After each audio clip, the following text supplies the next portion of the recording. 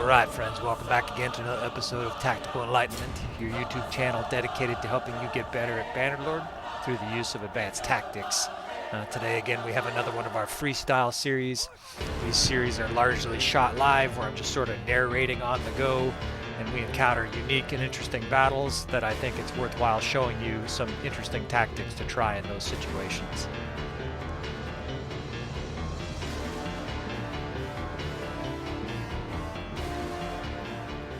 Alright friends, welcome back again to another episode of Tactical Enlightenment as we continue on with our grueling campaign here, fighting the entire map here. We just got through with 4 vicious battles in a row. If you're curious about those battles, you can check out the videos entitled The Very Long Night.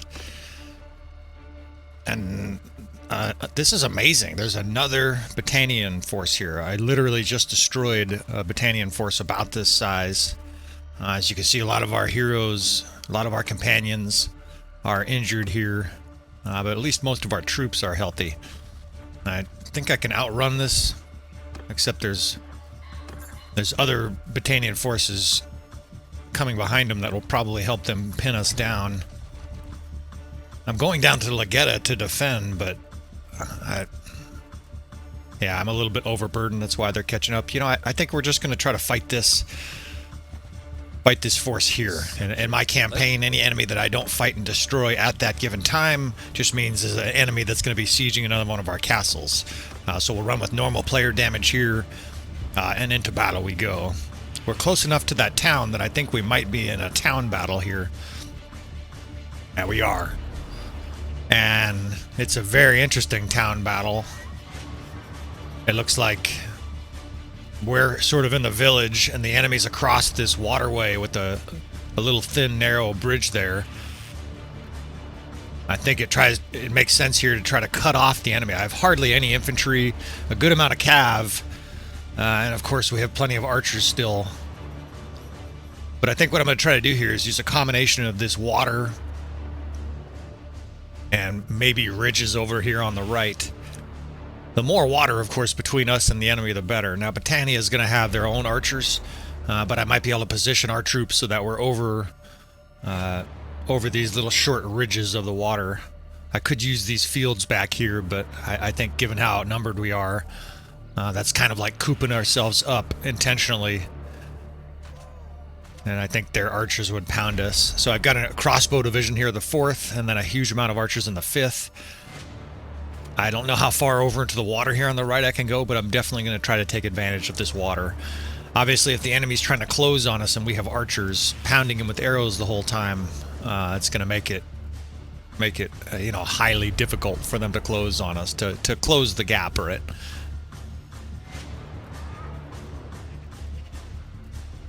I've got these 2 Cav Lines I can also use as sort of defensive barriers here. Let's see how deep this water is. We'll see how impactful this is going to be. There's another little tiny bridge there. I don't think that's going to play much of a role. See how deep this is. We'll stretch our archers, 1st and 6th infantry across this. And then I think I'm going to try to stick my 5th archers way over here into the water. We can line up Cav screens. Yeah, look how far over this water goes. If I can put my 5th archers... Okay, so the side of the map is right here. If I can put my 5th archers, though, right at the edge of this map, anywhere that the enemy approaches, they will be getting shot to pieces and obviously significantly slowed down by our Cav Lines and by this water. The 2nd Cav is on the left. 3rd Cav was over here on the right. And you see, it's like another barrier for the enemy to sort of work their way through. A lot of times in battles like this, I tend to fight a little bit more defensively. Now, if the enemy didn't attack here, we'd be happy to attack them, of course. They're across the bridge. We would probably try to pound them at range, but we certainly wouldn't cross the bridge here. But these archers here, it's like 80% Battanian Fiend Champs. Those guys are highly protected here by this 3rd Cav Division. Actually, oops, I got them mixed up. This is the 2nd Cav. I try to use my cavalry in the same location each time, you know, when I'm using them defensive like this. That way, of course, I can remember. And it is true that most of the time I put my 3rd Cav on the left. Skirmishers here are protected by this 7th Corps Cav, right? I actually have 3 Cav divisions in this battle. A lot of times I typically only use 2 because I don't have many horse archers. We can dismount these guys here, and I think this is going to be even more effective. I can move the infantry division back. Now there's a line of Cav that the enemy's going to run into, both with their enemy Cav and their infantry's going to have to kind of wade through it. The last thing it's doing, of course, is a lot of their archers, javelin throwers, are not going to be able to get line of sight until they come through. You see this thick line of horses here. They've got to kind of fight their way through these horses just to get to us. And once they do, right, once they do kick in the door, they're met with machine gun fire. See this Cav line here, I'm going to bring this back a little bit because if I can sort of kite with it, the enemy is just sort of slowly pursuing it in the water and being pounded the whole time. Here's their vanguard. Their main infantry line is very close. I've got that Cav division. It's formerly Cav, now in a square at the center with infantry behind it.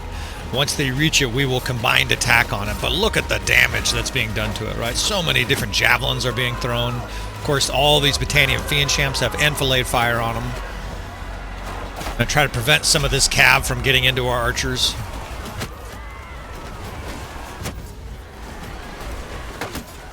We got companions gaining levels left and right. The screen is like 90% green, even though we're outnumbered worse than 2 to 1. Flag bearers are being owned.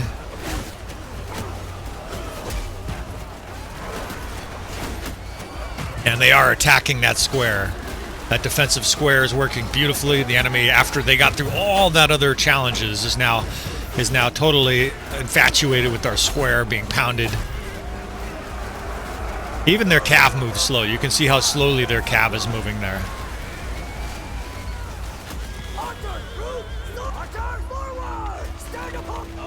Enemy gets close to our archers, we're going to pull back, right? The only thing they're vulnerable to is archer fire. Their archers aren't going to be able to set up on this side without being pounded. The 7th is holding this line beautifully over here on the right, or on the left. But a lot of that enemy wave is already gone. Look, there's a whole new wave already trudging through the water.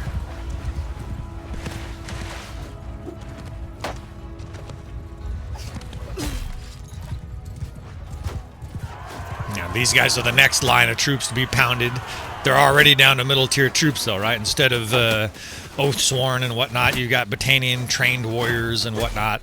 If their elite vanguard couldn't get through this maelstrom, these guys have no chance, right? This battle is over. It's a foregone conclusion. I'm not hopefully ruining suspense for anybody at this stage, but we have basically a near perfect defensive situation here. Our troops are on this back ridge, out of the water, of course, so they're moving faster. Everybody but the square, right? The square is distractionary.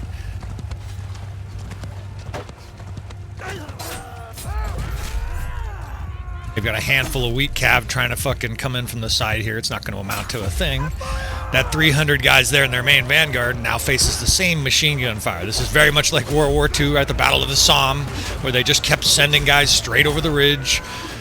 They'd kick a soccer ball and the English would charge over. I'm not making fun of the English. All the sides did this. But sometimes the AI acts about as bad as the generals did in World War I. Just completely suicidal behavior. Really sort of an ignominious failure of human learning. They're sending their archers now. A lot of these guys probably couldn't get a shot the whole time. This is a larger vanguard. They're swarming our lines here. We're definitely going to suffer some losses just because of the sheer volume of it. But they're still being shot. I can move this square around and sort of control the enemy, almost like a snake charmer here, right? They're infatuated by it. You just move it to the left, move it to the right. Every time you do that, of course, their troops trail behind it. Here they're archers. They're archers. You see they're over here in the water, and a lot of these guys can't get a shot. A lot of them are just sort of freaked out. Look at that guy. He's twerked out. Doesn't know what to do. I can help him out. He can just die. You can see their infantry is now lined up facing this square, and they're literally facing the wrong way because my archers are just shooting them right on the side, right on the back. Got some stubborn Battanian troops here. They don't want to die. They don't want to face the inevitable.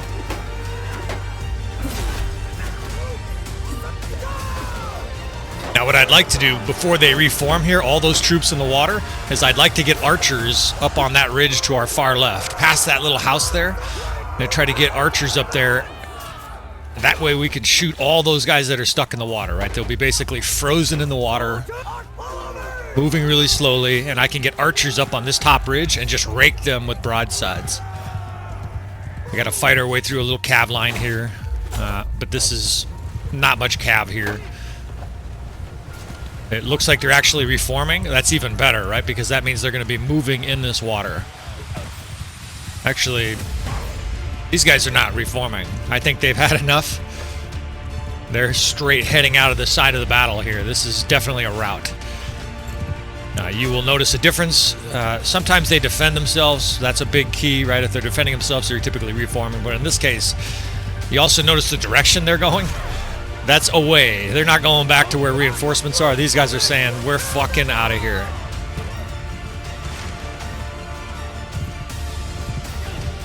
Had the battle continue, you know, I'll just go on with sort of my tactical analysis here.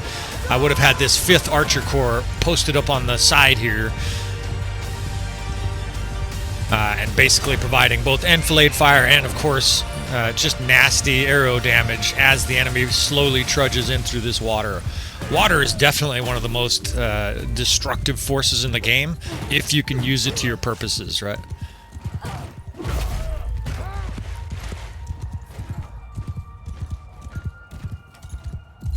Yeah, you see, so just a few archers made it there, but you see all these troops here would have been...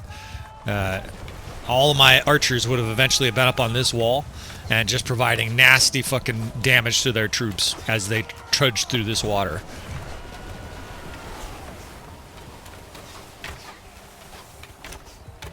And this is all just to get to Lagetta here, where we've been... I've been trying to get to this one city of ours that's sort of outside of our sphere of defense. And I think this is the 5th or 6th significant army and battle I've had to fight just to get to Lagetta.